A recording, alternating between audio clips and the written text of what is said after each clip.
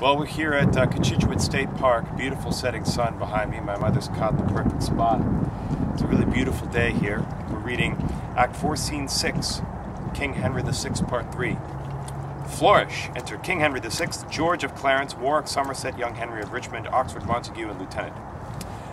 Master Lieutenant, now that God and friends have shaken Edward from the regal seat and turned my captive state to liberty, my fear to hope, my sorrows into joys at our enlargement, what are thy due fees?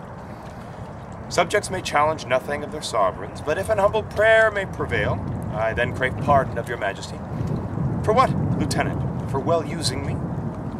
Nay, be thou sure I'll well requite thy kindness, for that it made my imprisonment a pleasure, as such a pleasure as encaged birds conceive, when after many moody thoughts, as at last by notes of household harmony, they quite forget their loss of liberty. Beautiful. But Warwick, after God thou sett'st me free, and chiefly therefore I thank God and thee. He was the author, thou the instrument. Therefore that I may conjure fortune's spite by living low where fortune cannot hurt me, and that the people of this blessed land may not be punished with my thwarting stars. Warwick, although my head still wear the crown, I here resign my government to thee, for thou art fortunate in all thy deeds. Grace hath still been famed for virtuous, and now may seem as wise as virtuous, by spying and avoiding fortune's malice.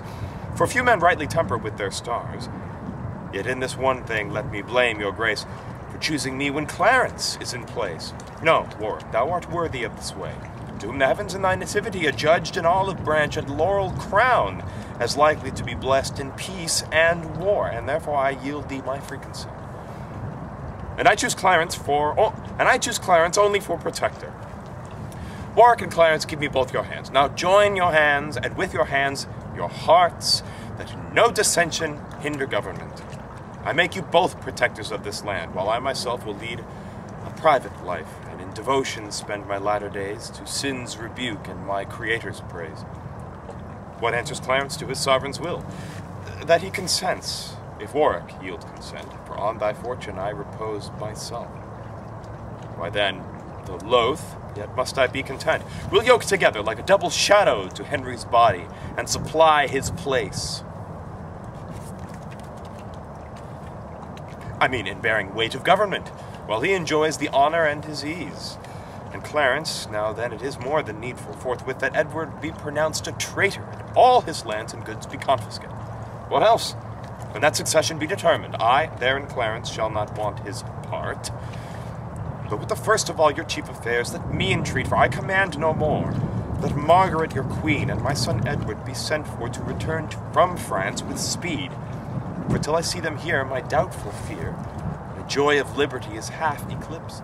It shall be done, my sovereign, with all speed.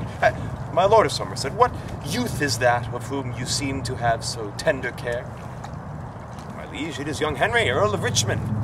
Come hither, England's hope. Lays his hand on Richmond's head. If secret powers suggest but truth to my divining thoughts, this pretty lad will prove our country's bliss.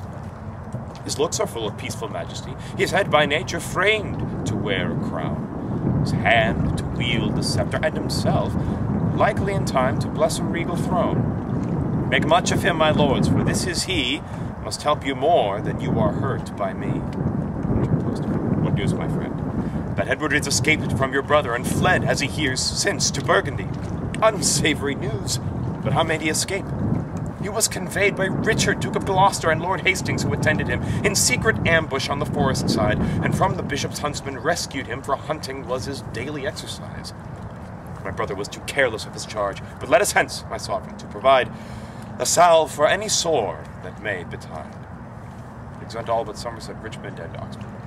My lord, I like naught of this flight of Edward's, for doubtless Burgundy will yield him up, and we shall have more wars before it be long. As Henry's late presaging prophecy did glad my heart with hope of this young Richmond, so doth my heart misgive me in these conflicts what may befall him to his harm and ours. Therefore, Lord Oxford, to prevent the worst, forthwith will send him hence to Brittany, till storms be past of civil enmity. Aye, for if Edward repossess the crown, 'tis like that Richmond with the rest shall down. It shall be so. He shall to Brittany. Come, therefore, That's about it speedily. It's the end of the scene. Beautiful. But do I push